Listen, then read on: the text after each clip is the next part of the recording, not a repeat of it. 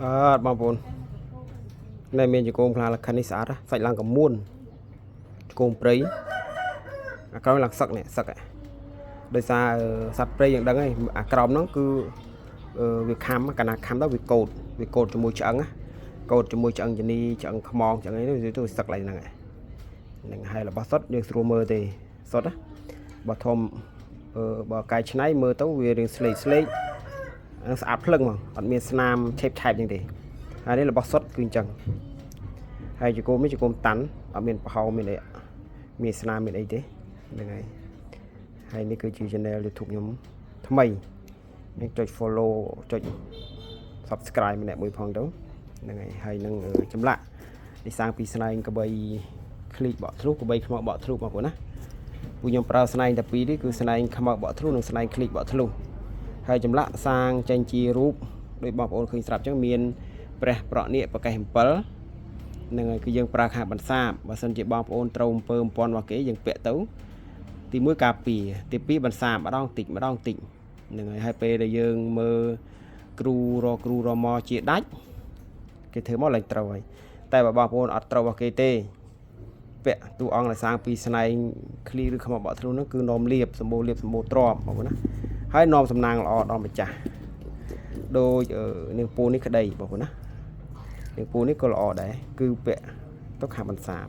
បើសិនជាបងប្អូនត្រូវអាគមរបស់គេយើងត្រូវមមទេយើងយករបស់នេះទៅកូរទឹកឬក៏ត្រាំទឹកផឹកទៅវាអាចជាដែរបងប្អូនណាអាចជាដែរនេះដោយសារភ្ញៀវគាត់យកទៅមុនខ្ញុំប្រាប់ទៅអញ្ចឹងគឺគាត់បានផលបងប្អូនណាបានផល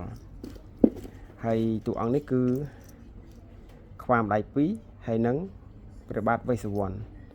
ឬក៏គេហៅព្រះបាទគោវីរៈបងប្អូនណាព្រះបាទគោវីរៈតួអង្គលោកបានពុទ្ធិពិសេសហើយបងប្អូនណាបានពុទ្ធិពិសេសហើយនឹងហើយរបស់បងប្អូនកុំភ័យថាអូយកទៅមានបញ្ហាមានវិញ្ញាណអាក្រក់តាមថែអត់ទេរបស់នេះគឺល្អដោយសារខ្ញុំបានពុទ្ធិពិសេស2ដងអង្គខ្លះមាន3ដងក៏មានដែរនេះហើយនេះឃ្លីកបកធ្លុះបងប្អូនណាឃ្លីកបកធ្លុះទឹកដៃខ្ញុំនិយាយថាគឺស្អាតគ្មាន2ទឹកដៃហាវជីមានជ័យទឹកដៃមេជាងបងប្អូនណាទឹកដៃមេជាងហើយចម្លាក់មួយអង្គ 60000ឈ្នួលឆ្លាក់មួយអង្គ 60000ស្រួលឈ្នួលស្រោប 20000វាឡើង 80000ដែរចឹងគ្រាន់តែឈ្នួលឆ្លាក់ហើយឈ្នួលស្រោបបើគិតជាលុយទៅមិនតិចទេដោយសារអីយើងគិតតែមួយអង្គអស់ 80000ទាំងឈ្នួលឆ្លាក់ឈ្នួលស្រោបអញ្ចឹង10អង្គទៅ 80000ហើយមិនឆ្លាក់តែ10អង្គហ្នឹងតាឆ្លាក់ចូលចិត្ត100អង្គហើយនេះចុងស្នែង